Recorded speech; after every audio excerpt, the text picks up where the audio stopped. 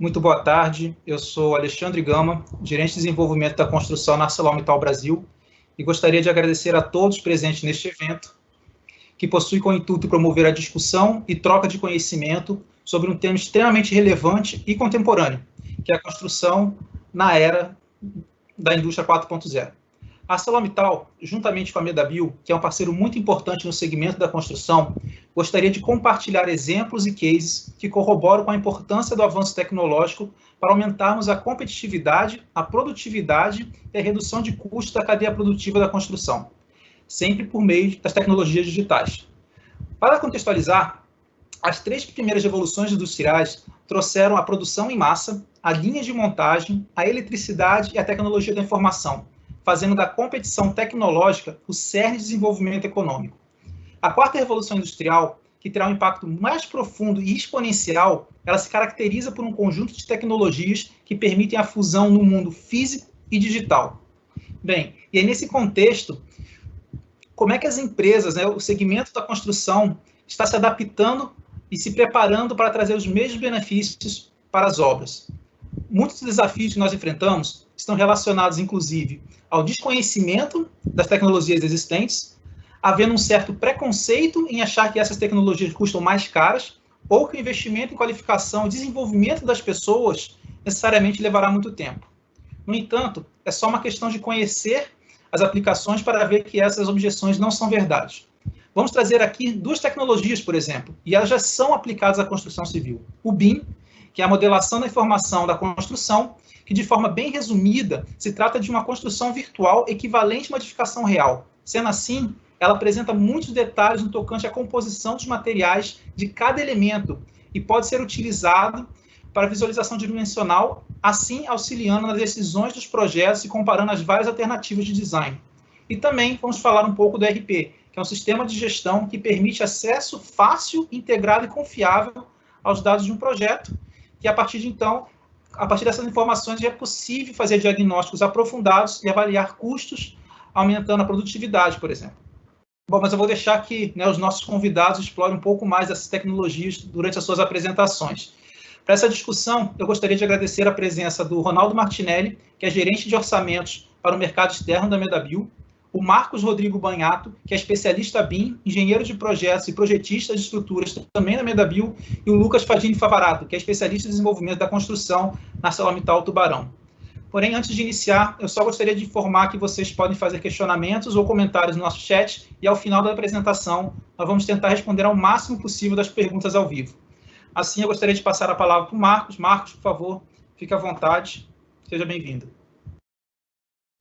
Boa tarde a todos. É um prazer estar aqui participando desse evento. E vou compartilhar a minha tela.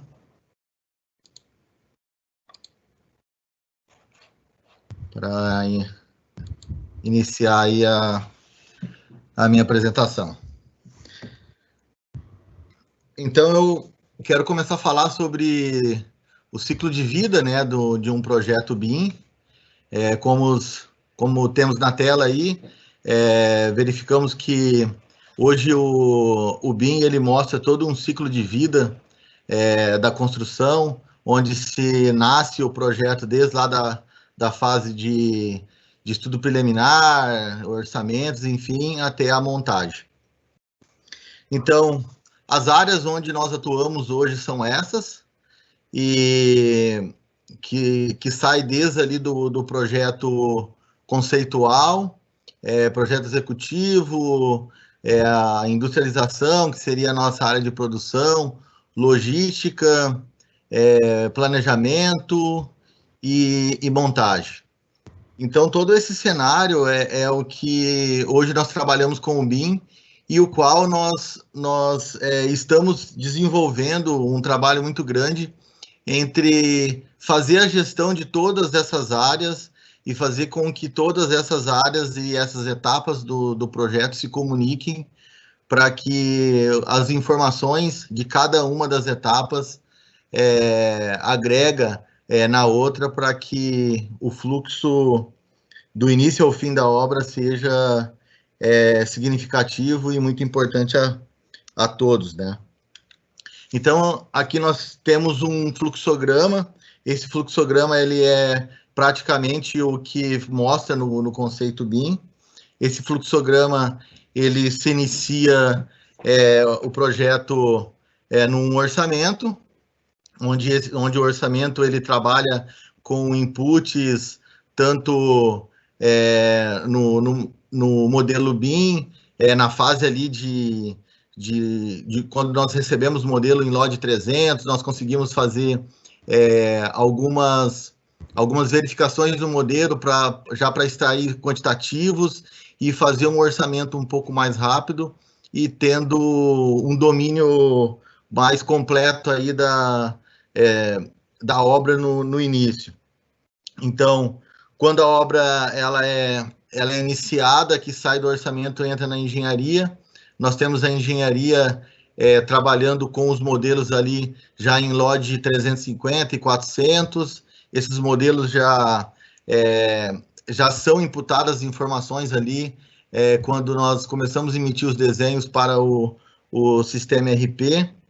E à medida que nós já começamos a emitir essas informações já são os projetos já definitivos que vão entrar na produção. Aí nós temos a nossa engenharia trabalhando direto com o planejamento, planejamento dando uma base de quando tem que acontecer cada uma das etapas de projeto. Nós temos a produção, que uma vez ela trabalhada, ela se comunica também com o sistema RP. Depois, mais à frente, eu vou explicar mais a fundo como é que funciona isso. Nós temos o transporte, que seria toda a logística, que ela também estará conectada ao nosso sistema RP, que por sua vez se conecta ao modelo BIM. E depois, no final, nós temos a montagem, que nesse cenário ele já se comunica direto com o modelo BIM, e esse é o fluxograma de toda a gestão da construção que nós estamos trabalhando. Então, esse modelo que eu mostro aqui, esse modelo é um exemplo de como que nós trabalhamos com um controle e gestão de uma obra, que se inicia em projetos. Tem a etapa de projetos, tem a etapa da indústria, que seria a produção, as peças produzidas. Nós temos a etapa da logística, que seria quando as peças estão indo para a obra, e quando as peças estão chegando na obra. E depois temos a etapa da construção, quando se está acontecendo a execução da montagem. Então, falando um pouco sobre os cenários, né, que nós temos dentro de todo esse fluxograma. Então, nós temos um modelo BIM que ele se conecta à manufatura digital, né? Então, nós temos aqui no início o primeiro ponto, que seria o modelo 3D. Através do modelo 3D, nós temos o detalhamento. Depois do detalhamento, nós começamos a emitir os planos de corte. Esses planos de corte, por sua vez, eles são as linguagens de programação que estarão inseridas nas máquinas, e as máquinas vão começar a trabalhar e fazer o corte de todas as peças, para que depois iniciamos a montagem e solda das peças e, por sua vez, a pintura. Então, resumidamente, esse é um fluxo do modelo BIM e a manufatura digital que nós temos hoje. E hoje o nosso maior objetivo e o nosso maior trabalho é não mais só se preocupar com o modelo 3D, mas sim fazer com que as operações da nossa indústria se conectem ao nosso modelo e que nós consigamos verificar diante do nosso modelo tudo que está acontecendo na nossa produção. Então, mostrando aqui qual é o processo, né, de transformação do aço em estrutura. Então, nós temos ali um estoque de matéria-prima, e esse estoque de matéria-prima que alimenta todo o nosso processo de produção. todas essas informações, elas estão inseridas dentro do software ERP, que no caso nosso é o SAP. Então, a cada operação que se tem dentro da fábrica, esses inputs são inseridos dentro do software ERP. Então, falando um pouco quais são as diferenças hoje aí, e qual o conceito aí de fábricas inteligentes. Hoje, a indústria de construção em aço, que nem no nosso segmento, nós temos todo o trabalho de produção sendo conectado ao sistema ERP. Então, as máquinas, elas trabalham, uma corta, outra fura, outra faz montagem, enfim, todas essas operações estão conectadas ao sistema ERP.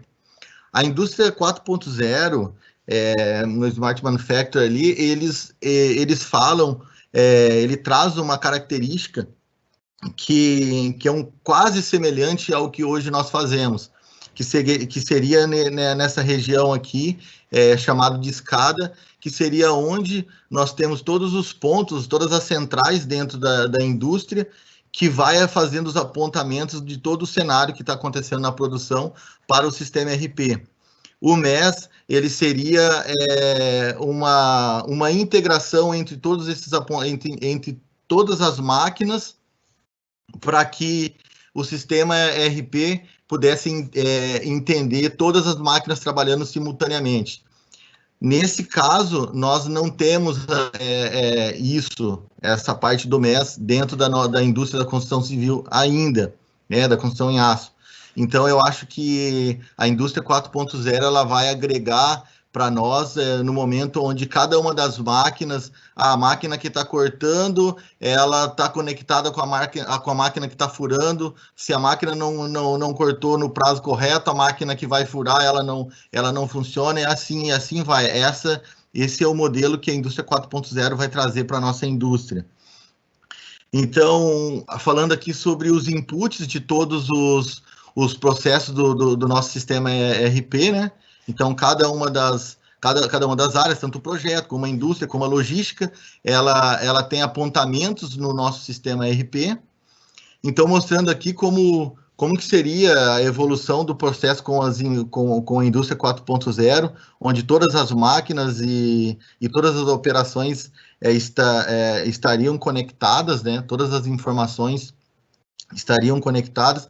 Hoje, nesse momento, as nossas máquinas elas não se conectam entre elas, porém, nós só emitimos apontamentos da execução de trabalho dela naquele momento para o sistema ERP. Então, aqui mostrando como que é o controle de logística, né? Ali por QR Code e a tag da peça. Então, cada uma da peça ela recebe sua etiqueta, e uma vez ela é inserida dentro de uma carga, essa carga já é imputada ao sistema ERP, e nós conseguimos saber quais são as peças que estão dentro de cada uma das carretas indo para a obra. Então, falando sobre o controle ali do canteiro de obra, como que funciona, né? O controle é por romaneio. Então, nessa imagem aqui mostra ali várias peças chegando na obra, a obra em execução, e aí conforme chega uma carreta na obra, o próprio engenheiro de obra já vai nos informando quais são os romaneios que estão chegando na obra, e emite um relatório para nós com os números de romaneio. Esses números de romaneio são imputados ao modelo BIM, e o modelo BIM já começa a criar os status das peças que estão chegando em obra. Então, o controle de montagem pela tag da peça. Então, nós temos aqui um exemplo de os montadores ali preparando um módulo de montagem.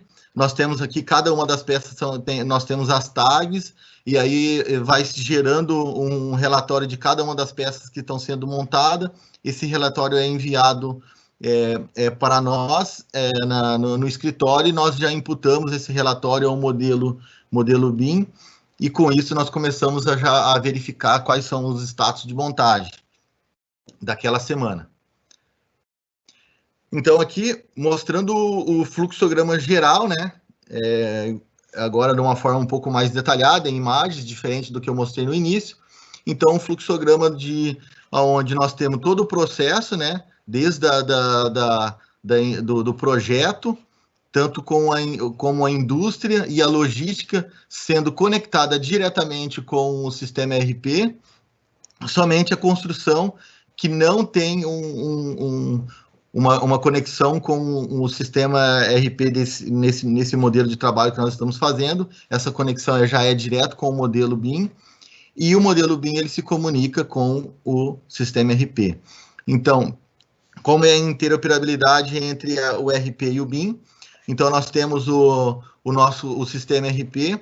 Esse sistema ERP, ele imputa, né, informações para dentro do nosso modelo BIM. Esse modelo BIM, hoje ele já está desenvolvido para receber a maioria dos softwares na área de estrutura metálica do mercado, que seria Tecnometal, SDS, Tecla, Revit e todos os arquivos IFC. Então, quando importamos os arquivos IFC para o modelo BIM, o software já faz uma varredura em todos os membros e busca na sua tag juntamente com as demais propriedades.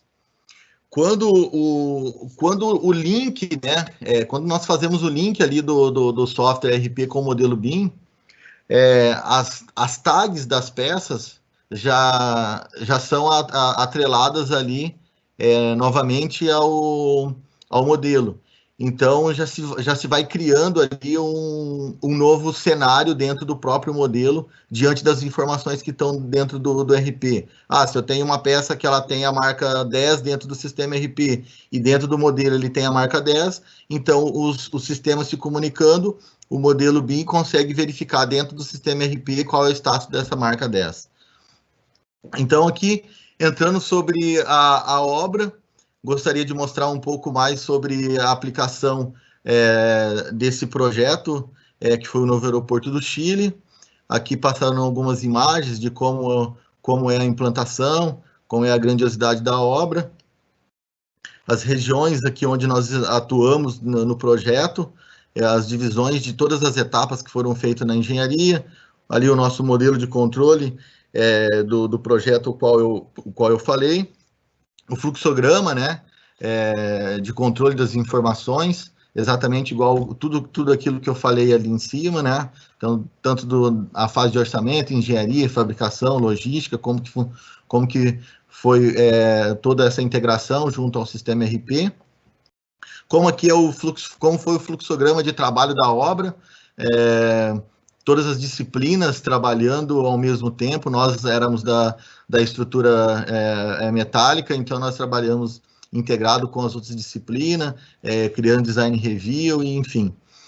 Então, as diretrizes do projeto, como que nós teríamos que trabalhar vinculado com todas essas informações, que esse modelo BIM nosso, integrado dentro de uma plataforma chamada Trimble Connect, onde a cada atualização do nosso modelo BIM, todos os participantes do projeto já conseguiam visualizar as nossas informações.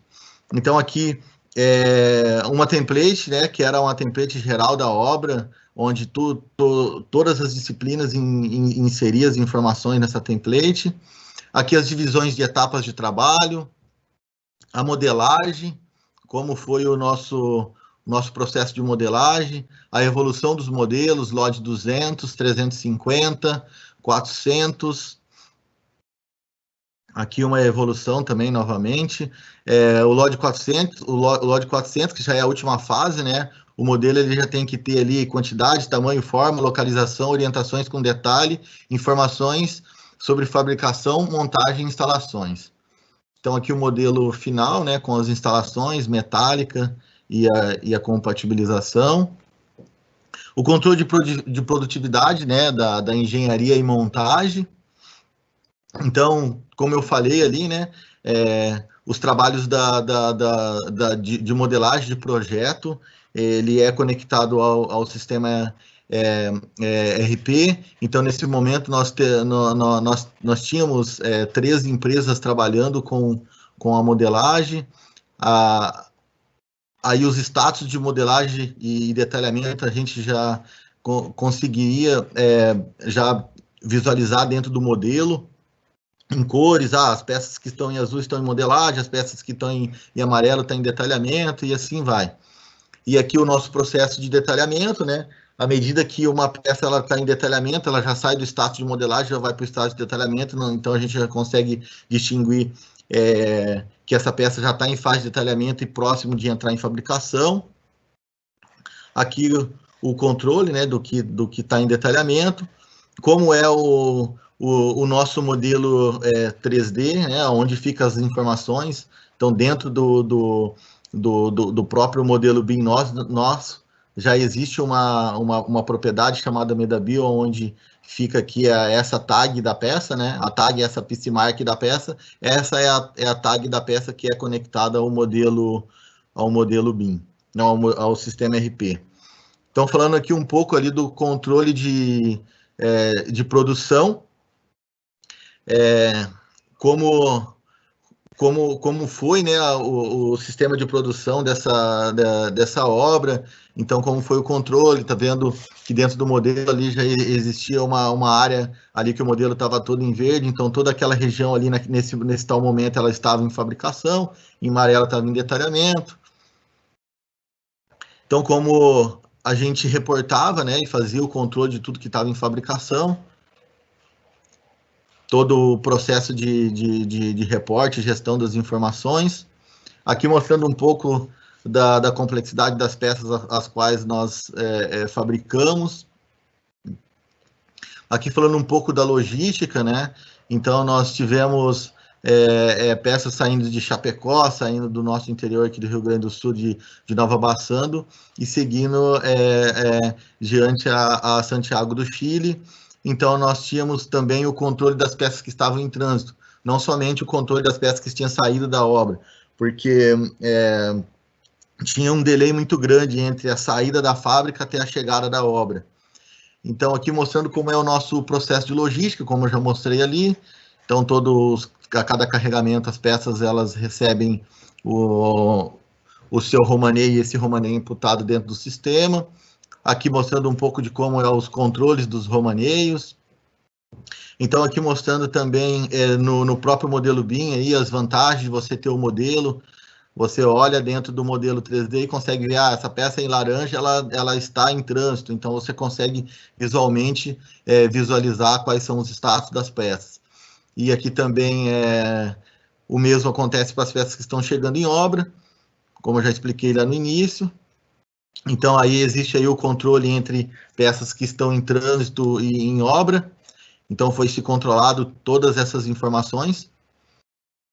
E aqui, um pouco dos detalhes, né? As vantagens de você ter um tipo de controle desse. Se nesse momento a gente estivesse montando essa região, então essas peças em laranja, elas estariam em trânsito ainda. Então, a gente já não conseguiria montar.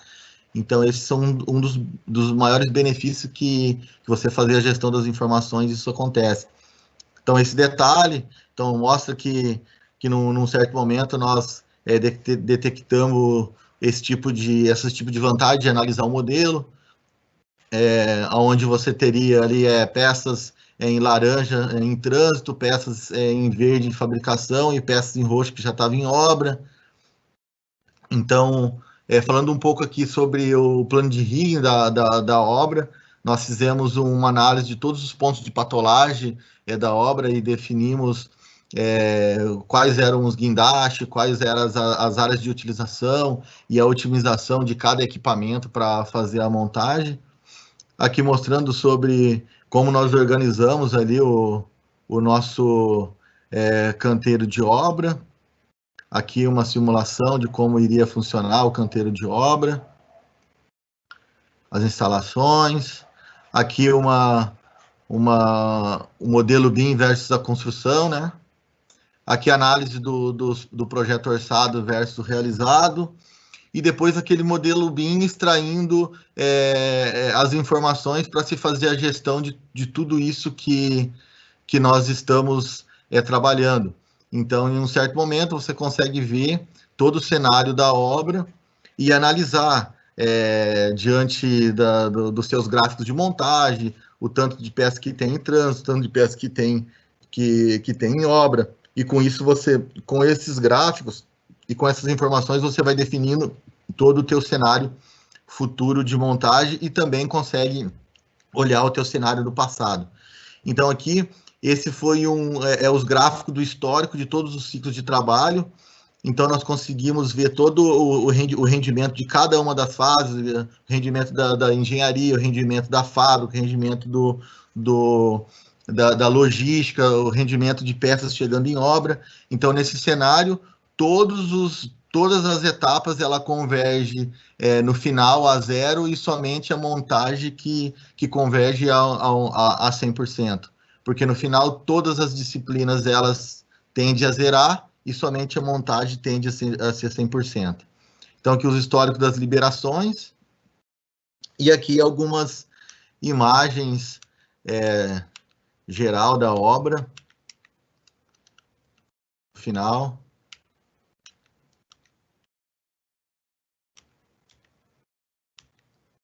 Então, a montagem de módulos. E aqui o importante é você ter o modelo BIM, que depois você tem um histórico de todo o sequenciamento 4D, de todo o fluxo de montagem, do início ao fim da obra, e você tem dados para servir como base para próximas obras e tudo mais. Então, você tem um histórico semanal de tudo que aconteceu. Então, somente aqui para finalizar, eu quero passar um vídeo bem rapidinho aqui de como está hoje o nosso trabalho nesse processo de gestão da construção. Falando aí como está o nosso processo em geral, as obras que nós estamos trabalhando.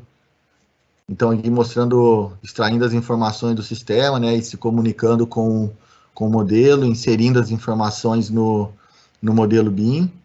Ele já insere em cores. Então, aí mostrando um pouco do cenário de plantas industriais. Então, a possibilidade de você navegar dentro de uma implantação e já verificar na implantação quais são os status dessa estrutura.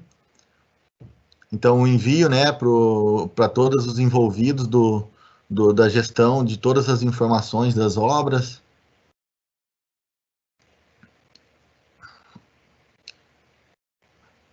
E tudo isso vinculado ao modelo. Aí o exemplo aí da obra que nós terminamos de falar, né? Esse era o modelo BIM já final, compatibilizado. Depois um cenário de como foi o controle da gestão das informações, como era o reporte aí das peças, enfim, igual eu já mostrei. Então, ali mostrando ali a análise do desempenho de cada uma das coisas. E aí o controle de produção, o qual eu havia falado, que a gente vai buscando todos os dados de produção, de logística, e vai tendo uma gestão de todas essas informações. E aqui um cenário de um canteiro de obra, e enfim, a montagem. Então é isso aí, a minha parte seria essa. Agradeço aí pela oportunidade.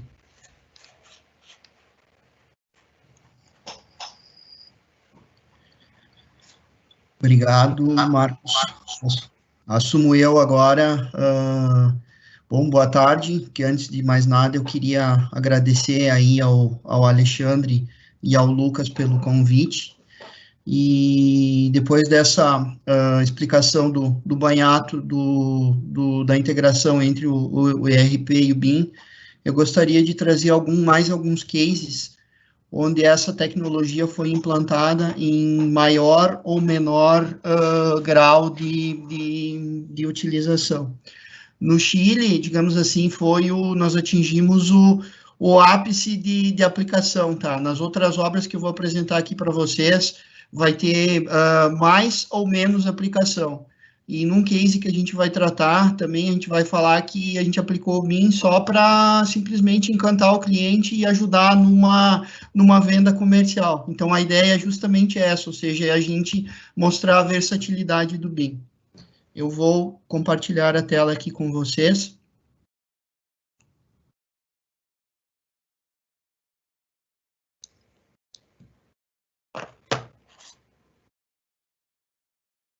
Bom, apresento para vocês o aeroporto Salgado Filho, em Porto Alegre. Ele fez parte daquela primeira leva de concessões que foram feitas no final do governo anterior. E houve um leilão. Quem venceu esse leilão foi a empresa Fraport, que administra vários aeroportos aí na América Latina. E ela contratou a empresa HTB, Barbosa Melo e uma terceira, me ajuda, Banhato, eu não lembro qual foi o nome. Era HTB, Barbosa Melo e... Rotife. E Rotife, é. Então, o que aconteceu? Nós tínhamos um prazo extremamente arrojado de obra. Para vocês terem uma ideia, fiz questão de ressaltar que nós fechamos esse negócio no dia 9 de maio de 2018, e a primeira etapa de montagem, ela precisava ser entregue por questões contratuais da própria HTB e nossa, no dia 15/6.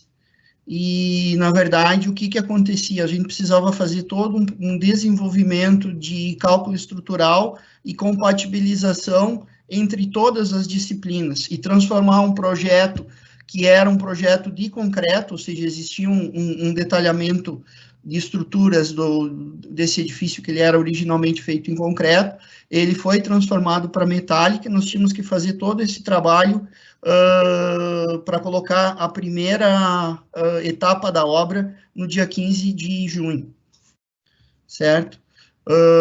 Nós estamos falando aqui de uma obra que, entre cobertura e lajes, de quase 50 mil metros quadrados, dividido em várias fases e várias arquiteturas diferentes da obra, mas destaca-se aqui principalmente uma área de laje de quase 27 mil metros quadrados e uma área de cobertura de 22 mil.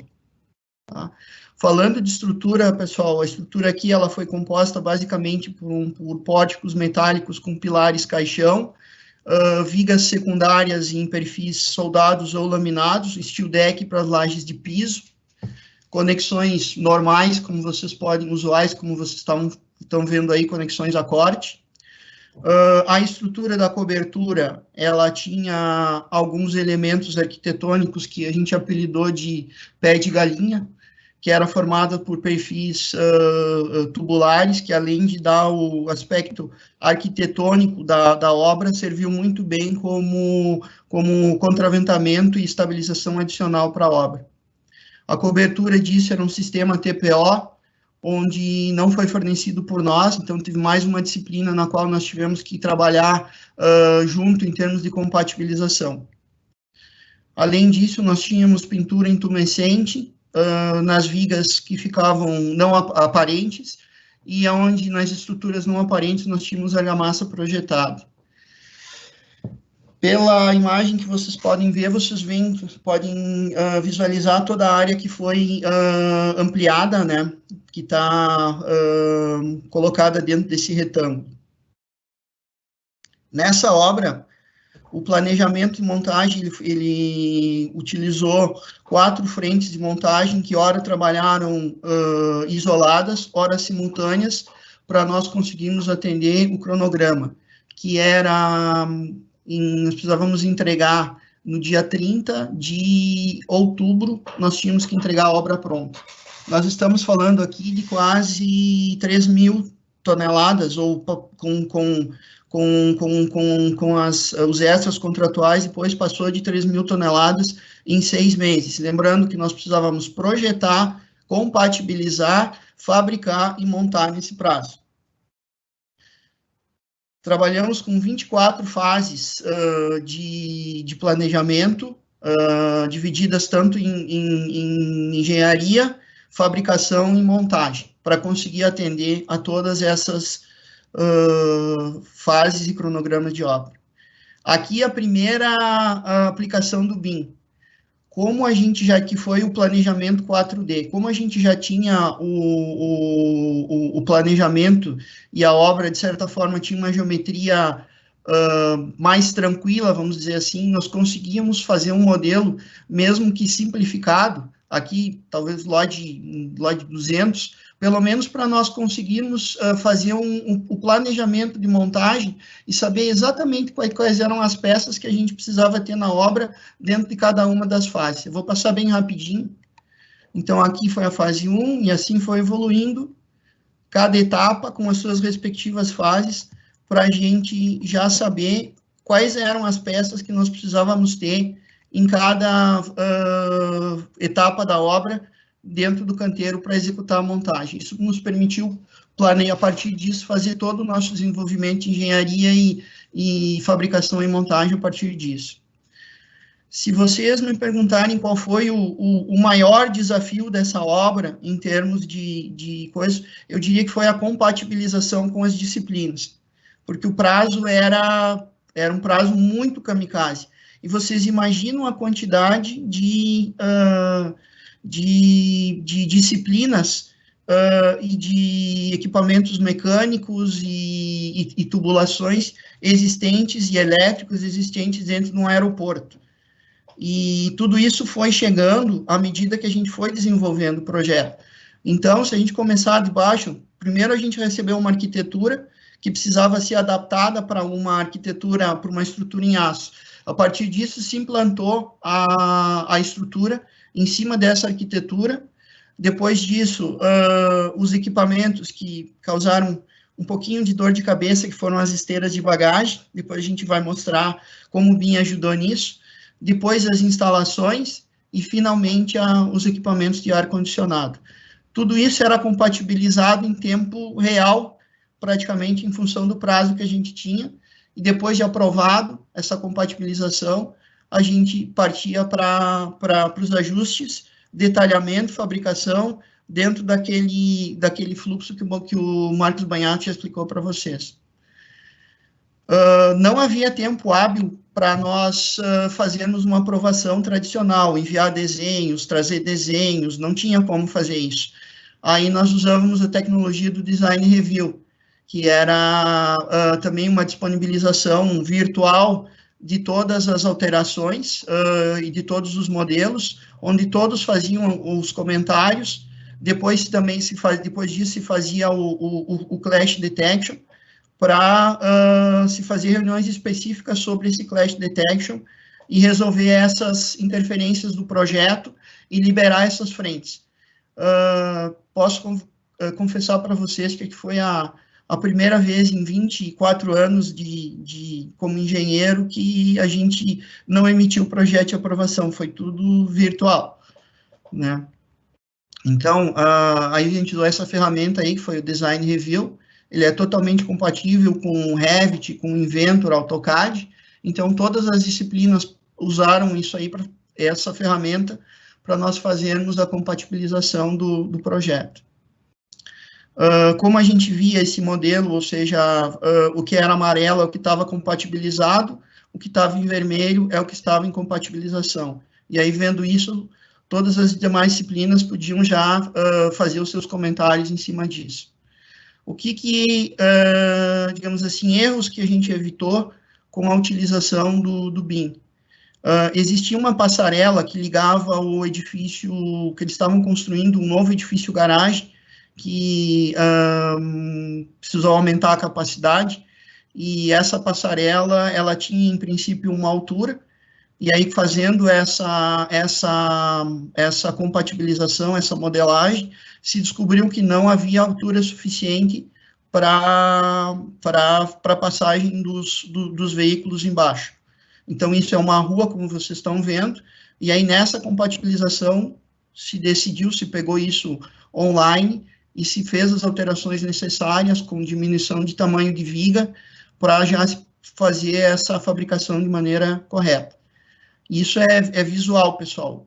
É muito mais fácil você ver, você tira a cota na hora, não precisa ficar comparando desenho, nada disso, é online. Aqui, pessoal, uma compatibilização feita com equipamento de bagagem, tá?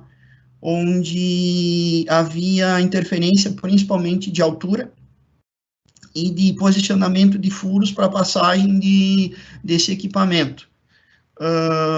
Também houve essa alocação e se teve uma atenção especial, tivemos que fazer várias alterações nisso. Uma delas foi isso, diminuir 50 milímetros a viga. A gente pode pensar, 50 milímetros é muito, mas você imagina você descobrir isso depois que o projeto está montado. É um atraso que não poderia acontecer dentro desse projeto, e sem a utilização dessa tecnologia de verificação online de interferências, nós não teríamos conseguido cumprir com o prazo. Uma vista superior aí de como ficou toda essa compatibilização com o equipamento transportador de bagagem. Enfim, teve também que fazer uma abertura maior, porque não existia ângulo para as malas passarem, elas poderiam bater na altura e aí cair e causar um acidente. Então, tudo isso se percebeu fazendo essa compatibilização com o Clash. Outra interferência importante, nós temos um viaduto de acesso do lado, e na modelagem, quando nós percebemos, nós fizemos essa modelagem em cima das dimensões originais aprovadas, nós percebemos que havia um tamanho maior de 350 milímetros e queria causar interferência com esse viaduto. Está aqui a imagem, tá? Percebemos isso a tempo, fizemos a correção dentro do próprio modelo e já liberamos para fabricação. Uma outra interferência também bastante importante que se percebeu foi que as pontes de embarque, elas, em função das dimensões dela, elas causavam interferência na operação das aeronaves e não cumpriam uma distância de envergadura mínima entre elas. Aí nós tivemos que diminuir isso em 700 milímetros para cumprir com essa norma de distanciamento entre as aeronaves. Como vocês podem ver, houve essa alteração para que se mantivesse o distanciamento entre mínimo entre essas aeronaves. Interferências mais comuns também, tá? Com tubulações de ar-condicionado. Às vezes uma tubulação descia no lado errado de uma viga e ficaria visível ao público. Então, só se fez esses ajustes também através de BIM, para que isso não ficasse visível ao público. Aqui, uma imagem já de tudo isso compatibilizado, e aqui algumas imagens internas que a gente fez do próprio modelo BIM, né, da ponte de embarque, do mezanino superior da escada rolante com acesso à parte inferior do salão de embarque, aqui a ponte de embarque. Eu tenho um pequeno vídeo aqui. Aqui foi uma outra aplicação de BIM que a gente fez, tá? Que a gente trabalhou com o Navisworks mais o InfraWorks, e a gente fez uma modelagem de tudo isso, inclusive foi usada pela Fraport durante a construção como marketing. É um videozinho bem rápido, pessoal.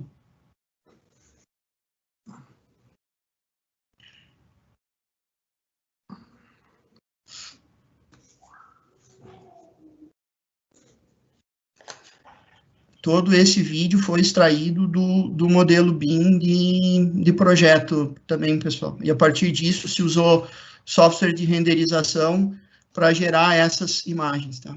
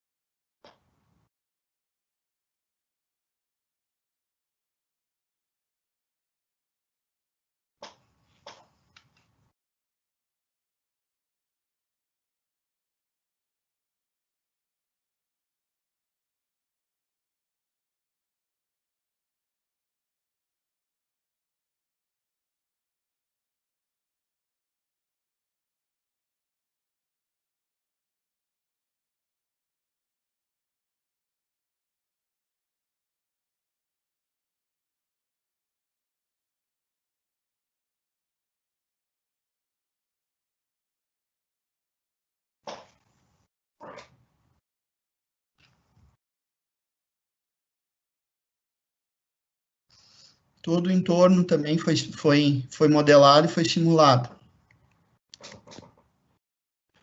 Apresento para vocês agora o case 2 do edifício Azure Península. Isso foi uma obra realizada entre os anos de 2016 e 2017, na cidade de Lagos, na Nigéria.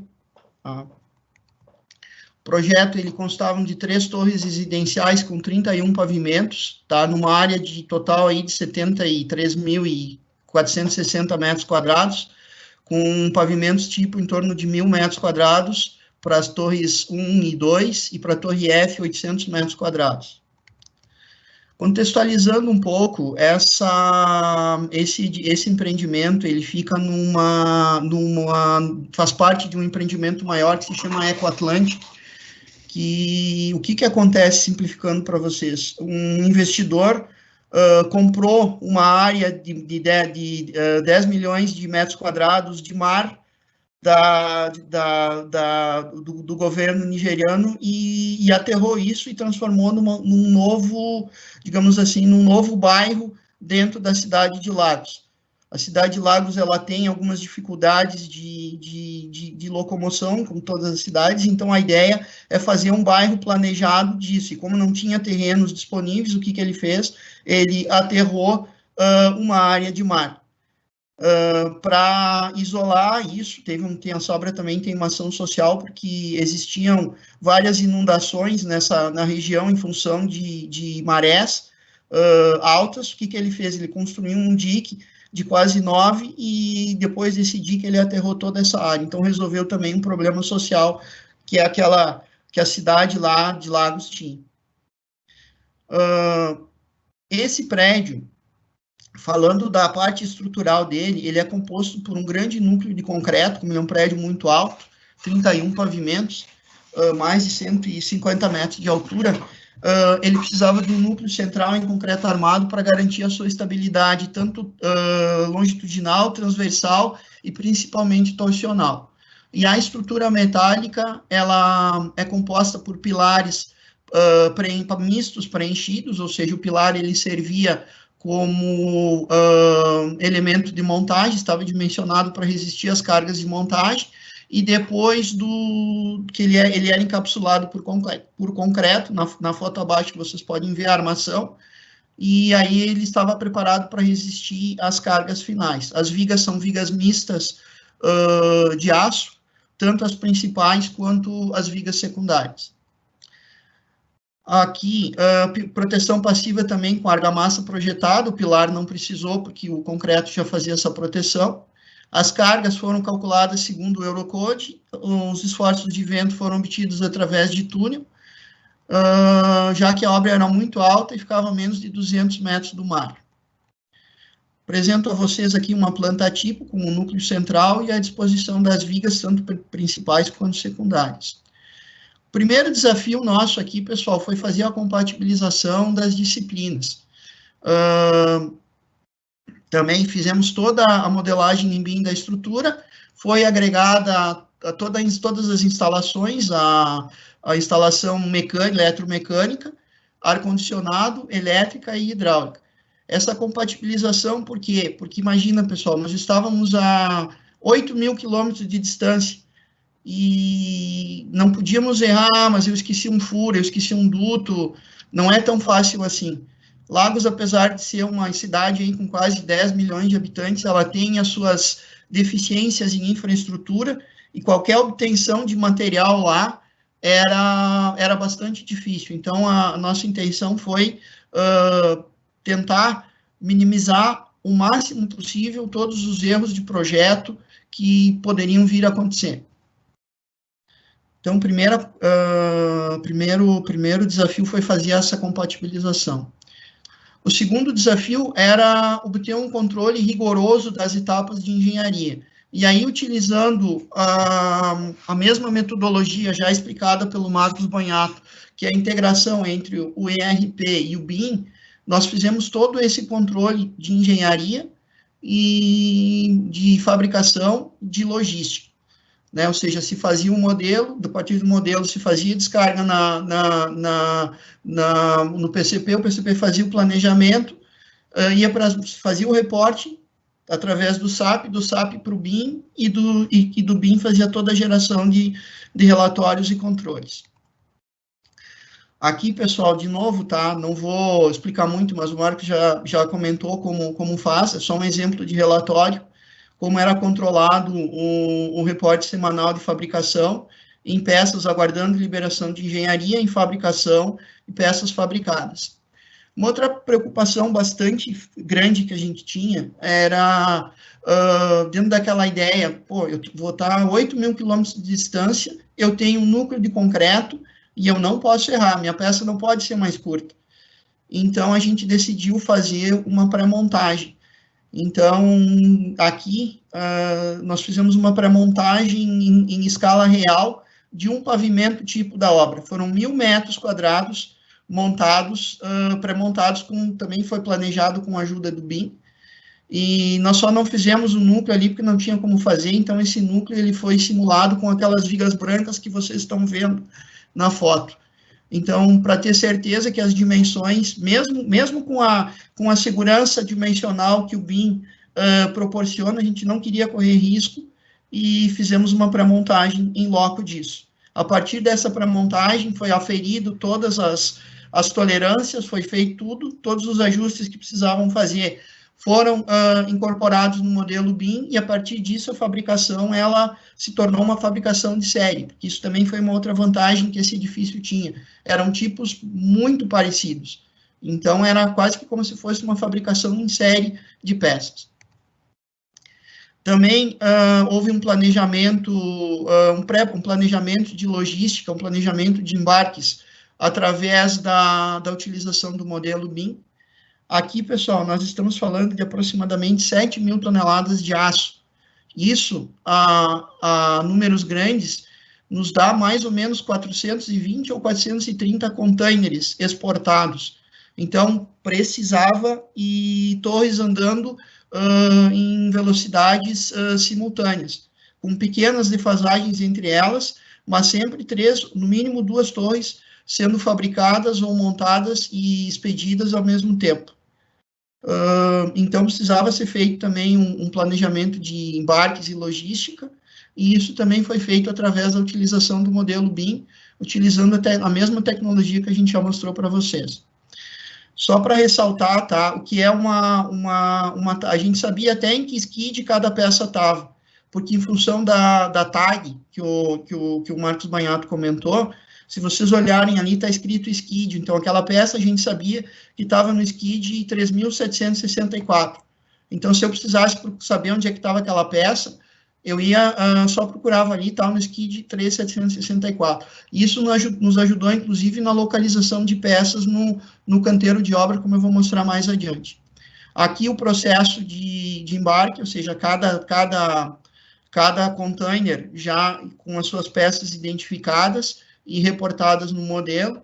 Vale ressaltar que nós ainda não usamos essa tecnologia, mas existem softwares que conseguem fazer essa otimização de cargas para container, né? Nós não usamos isso, fizemos uma tecnologia mais caseira, mas existe, que a gente botou ali, que é o Fortosi, para fazer essa otimização. Então, pode-se entrar até nesse nível de detalhe de BIM. Aqui, de novo, tá? Como eu disse, a gente sabia o que tinha em cada container, em função daquela tag, e que peças que a gente conseguiria montar com as peças que estavam sendo enviadas nesse container.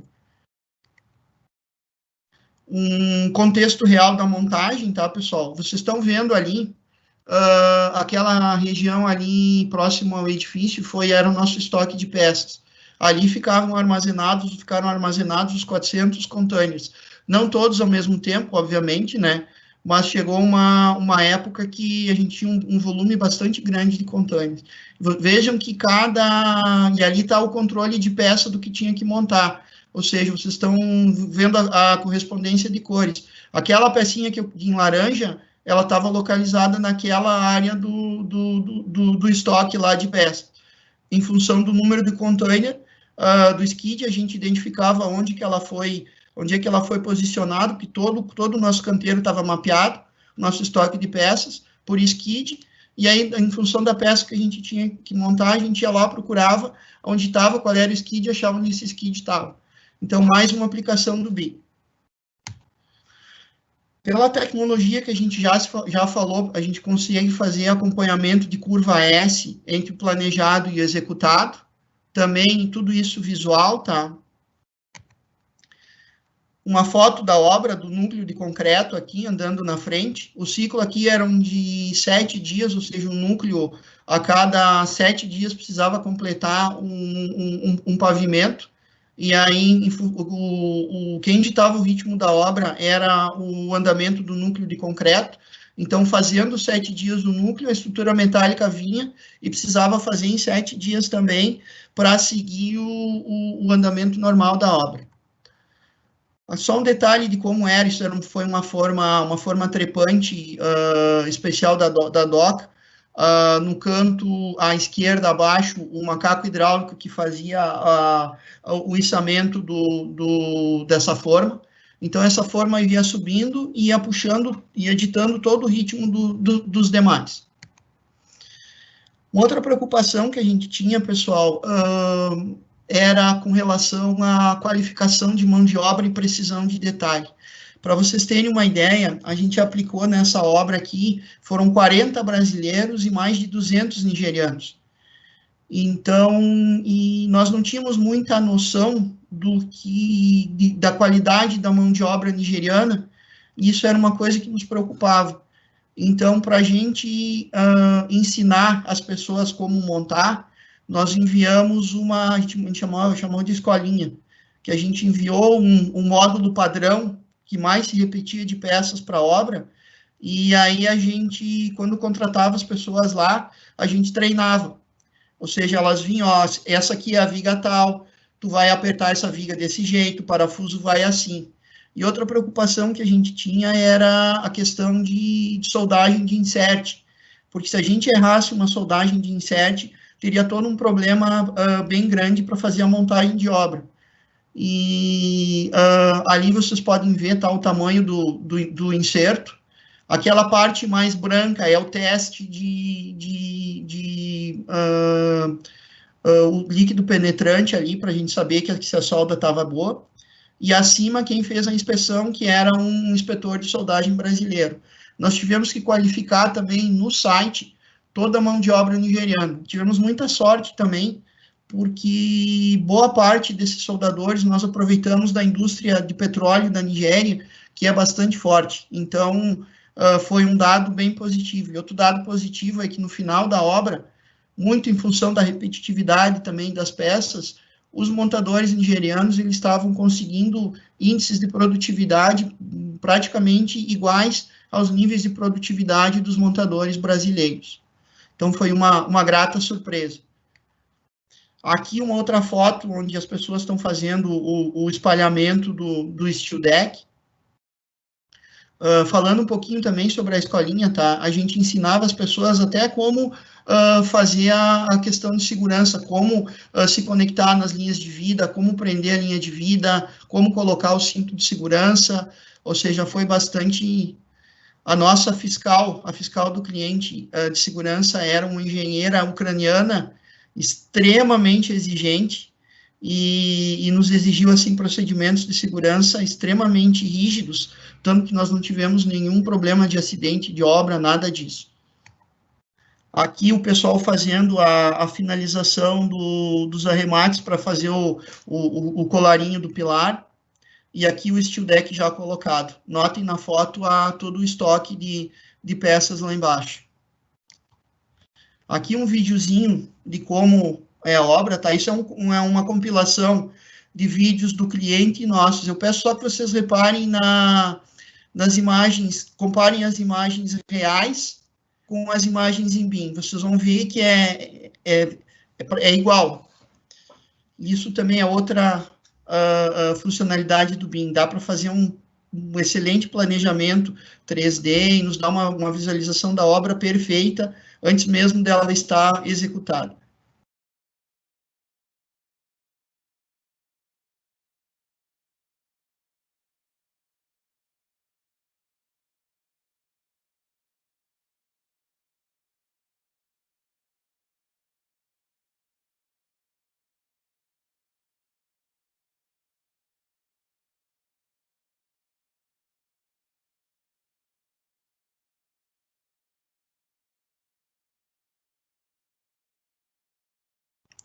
O prazo de execução disso, pessoal, foram 10 meses, tá?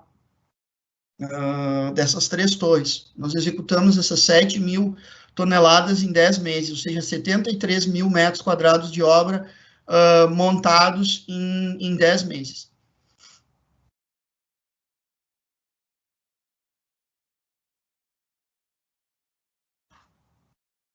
E aí o planejamento 4D da montagem. Por que era importante? Para a gente acertar bem o timing entre o andamento da velocidade do núcleo e o andamento da velocidade da estrutura metálica.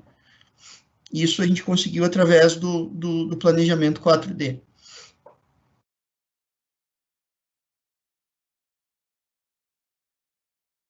O último case que eu trago para vocês aqui é os galpões logísticos do Panamá Pacífico, tá, pessoal?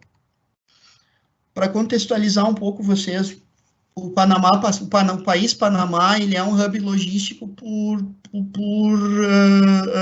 natural, pelo fato de existir o canal do Panamá, então muita carga passa por ali, então ele é um hub logístico mundial.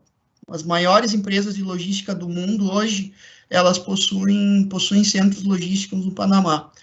E uma dessas áreas é o que eles chamam de Panamá Pacífico, que era uma área que pertencia, que era uma antiga base dos fuzileiros navais no país, e quando essa base ela foi extinta, ou seja, quando os fuzileiros navais dos Estados Unidos abandonaram essa área, isso aí foi transformado numa área imobiliária. E aí muito centro logístico acabou se instalando pela proximidade com os portos, com a própria proximidade. Isso aí fica dentro, praticamente, fica ao lado do canal do Panamá. Essa galera, eles chamam de galera, a gente chama de galpão lá, eles chamam de galera, em torno de 20 mil metros quadrados, e nós foram 4 ou 5 galeras que a gente vendeu de uma vez só. Mas a característica geral disso era um galpão com 20 mil metros quadrados de obra. Uma planta do galpão principal, ele tinha um mezanino em toda a sua extensão lateral, ao longo de todo o seu comprimento, ou seja, numa faixa de largura e ao longo de todo o comprimento. Uma coisa que a gente chama atenção quando a gente vai fazer obras fora do país é a diferença de carregamento. Aqui no Brasil, por exemplo, a nossa norma pede carga viva, sobrecarga mínima 25, lá são 96. Então, quando a gente faz uma obra para fora do país, naturalmente ela acaba ficando mais pesada do que uma obra comparada com as cargas que são praticadas aqui no mercado brasileiro. Outro fator também que é que tem que ser levado em conta é a questão de sismo. Se vocês olharem os fatores de aceleração ali, 1,92 e o 0,66, são bastante altos, tá? E isso introduz cargas laterais na estrutura bastante elevadas também e obrigam à execução de um peso maior. Tudo isso foi executado pela norma REP 2014, que é a norma do Panamá, em combinação com a norma americana, a ACI7. Lá eles são fortemente influenciados também pelas normas americanas. Então, é sempre uma combinação das duas.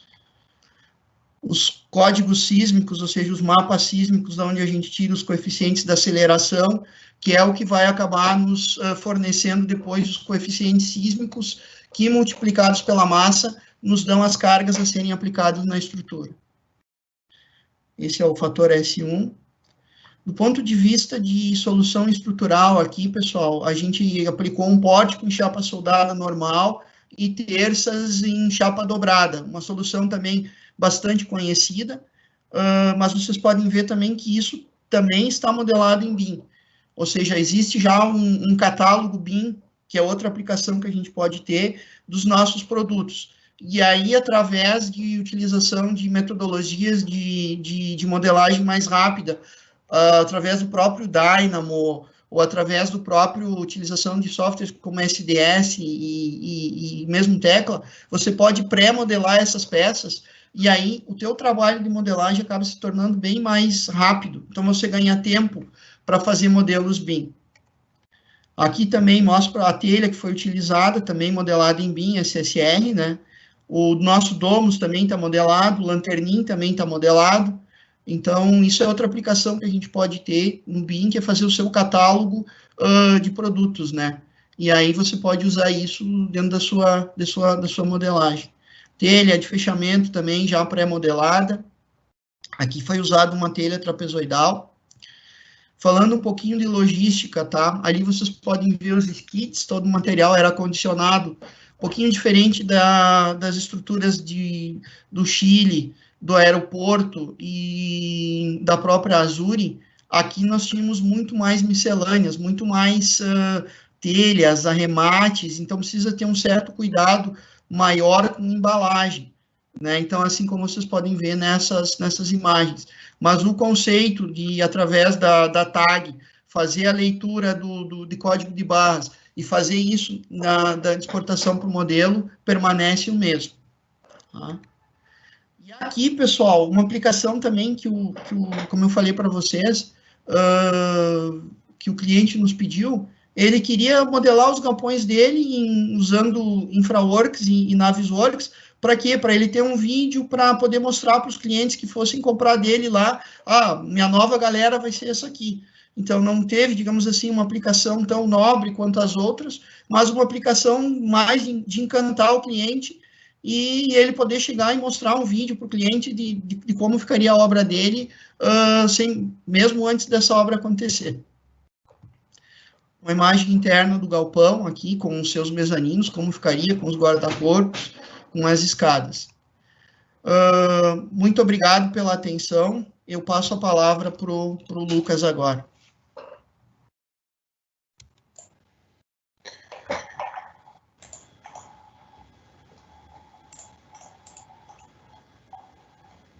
Boa noite, pessoal. Meu nome é Lucas Fadini Favarato. Eu sou especialista de desenvolvimento da construção aqui da ArcelorMittal Tubarão e trabalho com o Alexandre. E nossa função, junto com a Medabio, é trazer essas soluções em aço para o mercado da construção brasileira. A gente sabe da qualidade do produto, a gente acredita no potencial de todas essas soluções. Então, a partir desse trabalho em conjunto, a gente sabe que todo mundo que está nessa cadeia envolvido tem muito a ganhar e a se beneficiar de todas essas soluções que estão disponíveis. E, juntamente com a Medabio, a gente vem, ao longo dos anos, trabalhando no desenvolvimento e levando essas suas soluções até os nossos consumidores finais. E, aproveitando esse link que o Ronaldo e o Marcos falaram sobre o BIM, a gente queria complementar um pouco com as nossas soluções que hoje a ArcelorMittal, através do Stelligence, possui para galpões, da mesma forma, e que são totalmente possíveis de serem desenvolvidas aí juntamente com o BIM. A Arcelor, ela desenvolveu, especialmente para a construção, uma metodologia chamada Stelligence. O que é isso? É uma modalidade, digamos, de construção inteligente. Como isso é feito? Existem diversos sistemas construtivos na prática, existem diversos produtos que podem ser aplicados. E existem diversas modalidades de construção, edifícios residenciais, edifícios comerciais, residenciais, escritórios, que guardam entre si pontos em comum, tipologias comuns. Então, para cada um desses segmentos do mercado, dessas tipologias, nós fizemos um estudo extensivo de diversas soluções e avaliamos aquela que possui o melhor custo-benefício. Então, o Stelligence, ele não consiste apenas numa análise de segurança estrutural, por exemplo. A metodologia, ela faz uso de indicadores ambientais, econômicos e sociais. Mas como assim? Em relação ao pilar ambiental, a ArcelorMittal busca hoje soluções que causem um mínimo de ruídos, digamos, ambientais, que possuam elevada eficiência energética. E tudo isso é desenvolvido através de análises de ciclo de vida. Obviamente, soluções que possuam preços e custos competitivos, com qualidade, e sempre considerando a industrialização, que é o que a gente busca, mecanizar e tornar isso o mais automatizado possível. E, como o Ronaldo e o Marcos falaram, cabe ressaltar isso inúmeras vezes, é sempre um benefício da construção. Você consegue, quanto mais especializada, mais industrializada, mais fácil é de você gerir e ter uma obra, um produto final assim com excelente qualidade. E, obviamente, essa qualidade ela é o principal ponto, que é o principal valor que é medido pelos usuários, pelas pessoas que estão ali dentro daquela edificação. Qualidade arquitetônica e sempre prezando pela segurança.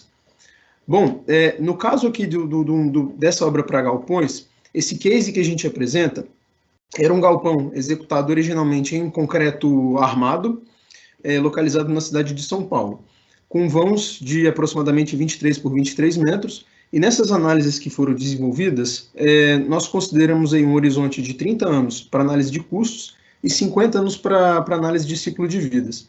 Só para explicar um pouquinho melhor como funciona. O que vem a ser o nosso baseline? O baseline é a solução original, aquela solução que já era executada. Então, nesse caso, a gente possui uma estrutura que era feita 100% com formas de madeira e com concreto armado, moldado em loco, além de telhas trapezoidais feitas no local. Bom, então, varrendo aí o catálogo que hoje a ArcelorMittal tem quer dizer, os produtos que a ArcelorMittal tem no seu portfólio, que vão desde as soluções da ArcelorMittal Longos, como a armadura pronto-soldada, as formas incorporadas, o Dramix, como o da ArcelorMittal os planos, os painéis, as telhas, no caso, as telhas com isolamento termoacústico, que são os painéis Termilor, e os perfis soldados, ou em alguns pontos, algum tipo de elemento de concreto armado, nós quantificamos qual seria a solução mais econômica. E o resultado desse estudo vai ser mostrado nesses slides agora. Em relação às fundações, nós observamos aqui que praticamente desse custo de 100% do custo, quase metade dele eram gastos aí com formas e custos de mão de obra.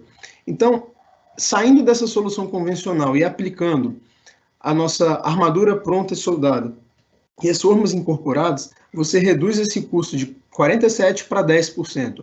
Obviamente, você gasta um pouco mais com o aço que vai na fundação, mas de forma global, os custos são reduzidos em mais de 20%. Isso que é importante chamar a atenção. A forma incorporada, só para exemplificar para quem não conhece, pensa essa forma, na verdade, a gente descentraliza, tira a fabricação dela da obra, que é o que é bem comum de acontecer aqui no Brasil, e passa isso para uma central de produção.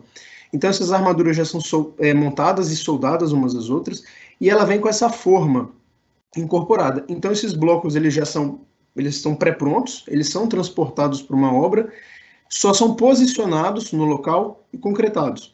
Então, com isso, você aumenta a segurança para os trabalhadores, uma vez que você reduz os riscos, reduz também equipamento, mão de obra e a quantidade de rejeitos gerados. Com relação aos pisos, utilizando o Dramix, que é a nossa fibra, é a nossa solução de fibras para concreto, a gente consegue uma redução de quase 20%. Isso vai tanto em aço, porque você substitui essa tela pelo Dramix, e é basicamente isso mesmo, porque o concreto em si você não reduz. E isso gera essa redução de 20% nos custos.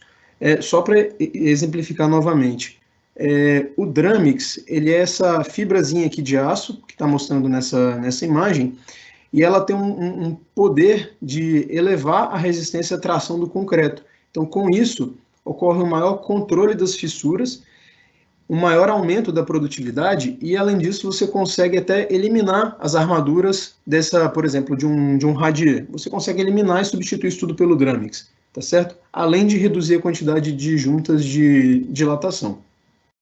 Com relação ao envelope, se nós considerarmos os painéis hoje produzidos também pela ArcelorMittal, existem duas possibilidades de aplicação aqui. Painéis com PIR de 40 milímetros ou de 70 milímetros. Esse painel ele tem duas vantagens. Além de proporcionar um isolamento termoacústico de qualidade, esses dois elementos metálicos conectados através do PIR, eles trabalham de forma conjunta. Então você consegue, por exemplo, ganhar vãos numa estrutura, aumentando o espaçamento entre terças, e isso, de forma global, reduz o seu consumo de aço na estrutura. Então, o que esses percentuais representam aqui? Utilizando esses painéis com 40 milímetros de espessura, a gente consegue uma redução de praticamente 5% no custo. Porém, pode ser vantajoso investir um pouco mais, investir 5% e adquirir um painel um pouco, uma qualidade em isolamento um pouco maior, que é o de 70 milímetros, porque isso se paga de forma global, reduzindo os custos, os gastos com energia dessa obra. Isso tem como a gente ver aqui mais à frente. Esses painéis, além disso, eles possuem uma resistência a incêndio, isso foi testado pelo IPT, e eles apresentam uma performance, nesse caso, bastante elevada. Com relação ao que eu falei da eficiência energética, a gente consegue ver esses resultados aqui no gráfico. Trabalhando com PIR de 40 milímetros, a economia de energia ela é da ordem de 437 kWh por metro quadrado por ano. Enquanto para o PIR 70, quer dizer, 437 para o PIR 70, ela é uma economia maior. Em termos de custos, a gente tem uma redução, no caso, ao longo desses 30 anos, de R$ 6.863 para R$ 3.726. Então, enquanto para o PIR 40, essa economia vai para R$ 4.028. Então, é nesse momento que esse investimento ele se paga, tá certo? Com relação às estruturas, o nosso baseline ele era executado antes todo em concreto armado. Então, utilizando os nossos perfis soldados e todas essas outras soluções que foram apresentadas, a gente consegue reduções aí de praticamente 20% no custo. Então, se vocês observarem, você economiza também uma parcela significativa na fabricação dessa estrutura. Então, uma coisa que é possível também a gente trabalhar dentro do Stelligence é a utilização de aços com uma resistência um pouco mais elevada. E isso compensa através da redução de peso que a gente verifica. Por mais que o preço do aço possa ser superior, o preço por quilo, o custo global, ainda assim, da estrutura, ele é reduzido. Então, se a gente comparar os custos desse galpão de forma geral, desse case, a gente observa que, utilizando o PIR 40, a gente consegue uma redução de praticamente 15%. E essa redução ela ainda é significativa, na casa dos 10%, utilizando o PIR 70. Essa diferença é o investimento no painel de fato. Bom, agora eu finalizo essa parte do Stelligence e queria fazer um outro comentário que está bem ao encontro do que o Ronaldo e o Marcos já falaram. A ArcelorMittal, hoje, nós trabalhamos tanto com aços planos como com aços longos. Então, nós temos aqui dentro um time também que, desde 2018, vem aplicando o BIM na compatibilização e no desenvolvimento de projetos, por exemplo, de elementos de concreto armado e também para fundações. Então, a gente observa que o BIM ele pode ser aplicado no cronograma, na logística, como o Ronaldo e o Marcos já falaram, na montagem, principalmente para verificar a interferência de elementos em obra. Então, só para mostrar a vocês, no caso de elementos aí de concreto armado, em alguns casos, o nosso time aí também da engenharia de inovação aplica essas soluções para verificar algumas interferências em armaduras, na junção de elementos estruturais, por exemplo, de pilares também. E aqui, mais um exemplo, mostrando a montagem das armaduras de punção de um pilar de concreto, que todas as interferências entre essas armaduras longitudinais e essas demais armaduras que já foram fabricadas previamente, elas podem ser compatibilizadas. E aí você consegue eliminar esses ruídos na montagem em obra.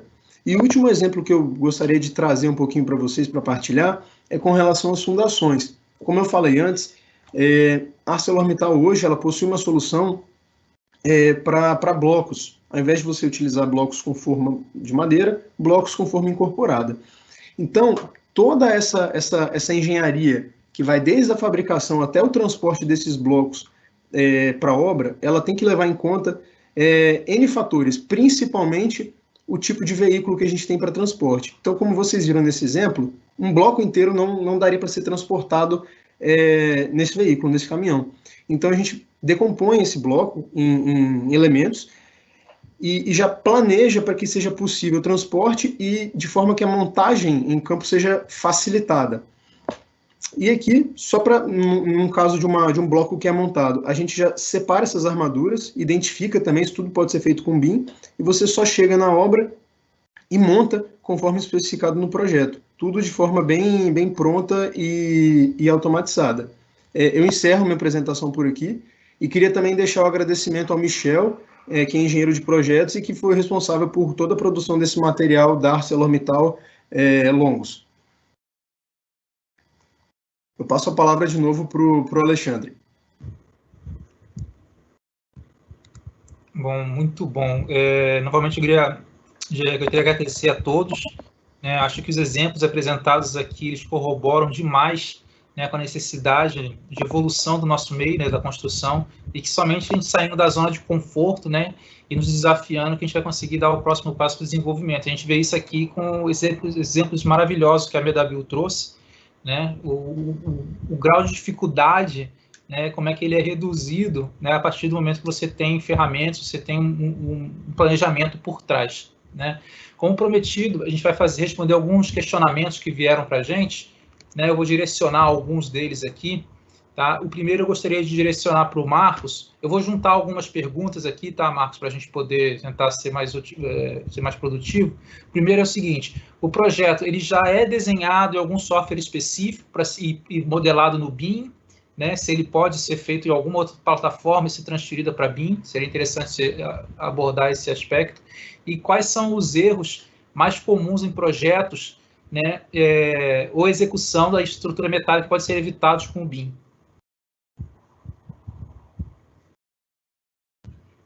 O Marcos está no mudo. Desculpa. Respondendo aí a primeira pergunta, esses softwares, os quais eu comentei lá no início que nós fazemos essa comunicação aí, a maioria dos softwares que hoje a parte de estrutura metálica desenvolve as suas obras, né? Então, tipo Tekla, o Tekla é um dos maiores, um dos mais usados no mundo, aí tem Tecnometal, tem SDS, Revit. Então, geralmente, quando se faz uma obra nesse software, ela já é um modelo BIM. Então, ele já é um modelo com informações. Então, à medida que você faz um modelo 3D dentro de um software ele já vai criando todas as informações necessárias para que daqui a pouco você faça controle, você faça extração de quantitativo, você faça qualquer uma das coisas. E uma outra coisa é o seguinte: se você vai fazer uma modelagem 3D da maneira convencional, como era antigamente, tipo um projeto 2D ou talvez um projeto 3D no AutoCAD, nós já não conseguimos fazer esse tipo de controle, já não conseguimos extrair informações de um software 3D que não tem informações em seus membros, entendeu? Aí, a respeito dos erros, da maneira do que tinha convencional e com o BIM, eu sempre falo que, tipo, o BIM ele não veio para solucionar erros, ele veio para evitar com que os erros aconteçam. Então, é o seguinte, eu acho que desde o projeto ali, de você fazer uma compatibilização com outra disciplina, você olhar no próprio 3D o que a sua viga, o que a sua coluna, ela tem em função de uma tubulação, de qualquer outro tipo de equipamento. Eu acho que os benefícios eles são muito grandes. Então, é o seguinte, e os ganhos, né, que você tem de desenvolver um projeto em BIM é você garantir que lá na sua obra, a obra ela vai ser montada com sucesso. Então, um exemplo igual a esse aeroporto do Chile, o qual nós fizemos, o último reporte que eu tive de informações de montagem, que é erro próximo de zero, entendeu? Então, você imagina milhões de peças que foram enviados lá e todas as peças montáveis. Então, é isso que o BIM nos traz e nos dá a segurança, né? Bacana, muito obrigado, Marcos. Ronaldo, um aqui, você até comentou, mas eu vou trazer de volta, que fizeram a pergunta, naquilo que você falou, né? Cadê a pergunta aqui? O primeiro a Medabio pode fazer um estudo preliminar em 3D antes da venda para apresentação aos clientes? Funciona também como uma ferramenta de venda? E o segundo, que eu achei bem interessante também, no caso do aeroporto de Porto Alegre, vocês acham que vocês conseguiriam atender aos prazos que foram estabelecidos sem auxílio do BIM? Respondendo a primeira pergunta, o BIM dentro da Medabio, ele iniciou para encantar o cliente, né? Então, o nosso objetivo inicial, quando a gente começou com o BIM, era, vamos fazer modelos 3D, vamos renderizar, vamos mostrar a obra para que o nosso cliente veja o que ele está comprando. Então, sem dúvida nenhuma, é uma ferramenta de venda fantástica, que você pode usar, porque ela transmite, em primeiro lugar, para quem vai estar te comprando, você vai estar transmitindo, na minha opinião, competência, conhecimento, o nível de detalhe sobre o teu projeto, que num projeto 2D, por mais que você se esmere, você não consegue transmitir. Mesmo num projeto 3D, mas um projeto 3D fixo, não te dá, ok, você vai ver um volume, pode ver um detalhe aqui, um detalhe ali, mas o BIM hoje você consegue fazer um cliente passear dentro da obra, você consegue, numa obra específica, nós conseguimos fazer um corte de uma seção, ou seja, a vista entrando no corte, mostrando o corte sendo construído em situação real. Então, ou seja, ele te dá uma precisão e um nível de detalhe para você usar isso como ferramenta de venda incrível. E com relação ao prazo do aeroporto de Porto Alegre, não teríamos conseguido se nós não tivéssemos essa ferramenta. Porque, como eu falei, nós tínhamos um projeto que era um projeto que havia sido pensado para concreto. Nós tínhamos que desconstruir isso, construir todo um projeto para a estrutura metálica, realizar toda a compatibilização antes de você fazer o cálculo, aprovar essa compatibilização, fazer o cálculo, fazer o detalhamento para entrar no fluxo normal. Ou seja, não haveria tempo suficiente disso. Manda desenho, volta, e as próprias ferramentas que a metodologia te dá, como o Clash, como o 3D Review, elas facilitam muito, muito o projeto. Então, eu não acredito que a gente teria conseguido. Ou talvez tivéssemos até conseguido, mas o nível de erro que nós teríamos tido nesse projeto seria algo muito superior ao que a gente teve. E como esse contrato, ele era um contrato onde o prazo para o cliente era fundamental, sem o BIM a gente não teria conseguido. Tanto que quando a gente fechou essa obra, o Marcos deve lembrar bem, eu disse, te perdi da minha equipe por 6 meses. Foi mais ou menos isso que aconteceu, né? Não pude contar com ele por 6 meses. Ficou dedicado 100% a esse projeto. Bacana, Ronaldo. Só mais uma para você, Ronaldo. Existe algum tipo de limitação para tipo de obra, tamanho ou tipologia para aplicar essas tecnologias? Não. É tudo uma questão de, digamos assim, do que se quer obter. Como eu falei, você pode obter desde um simples modelo para você usar isso como ferramenta de venda, até obter um controle de produção, de logística. Tudo depende do nível que você quer chegar, por isso é dividido 4D, 5D, 6D e assim vai, entendeu? 7D. Então, depende muito do nível que você quer trabalhar, e na minha opinião não tem muito a ver com o tamanho da obra, e sim com o nível de detalhamento que você espera ou pretende alcançar utilizando essa ferramenta. Bacana. Obrigado, Ronaldo. Ô, Lucas, tem uma pergunta aqui relacionada à ArcelorMittal, né? Está questionando se a gente faz. Você chegou a mostrar que a gente trabalha com o método com o BIM, né? Se a gente utiliza o BIM na ArcelorMittal e como é que funciona esse relacionamento com a construtora? Hoje em dia, através da engenharia de inovação, que nós estamos aí todos integrados, planos e longos, o BIM ele começou de fato a ser utilizado aqui na ArcelorMittal, em alguns casos em 2018, e em relação às construtoras, esses projetos, uma vez que eles são avaliados e que a gente vê a necessidade de um maior detalhamento para uma avaliação, digamos, mais segura, para evitar conflitos ou até mesmo facilitar todas as etapas subsequentes, o BIM ele pode ser utilizado. Ótimo. Obrigado, Lucas. Gente, devido ao tempo nosso, né, que já até passou um pouquinho aqui planejado, eu agradeço novamente a todos pela participação, Ronaldo, Marcos, o Lucas, né, e fica aqui o convite, né, para todos que assistiram a gente, para ficar ligado para mais eventos como esse que a ArcelorMittal estará promovendo. Muito obrigado, viu? Tchau, tchau. Valeu, tchau, tchau. Valeu, pessoal. Tchau. Obrigado, boa noite.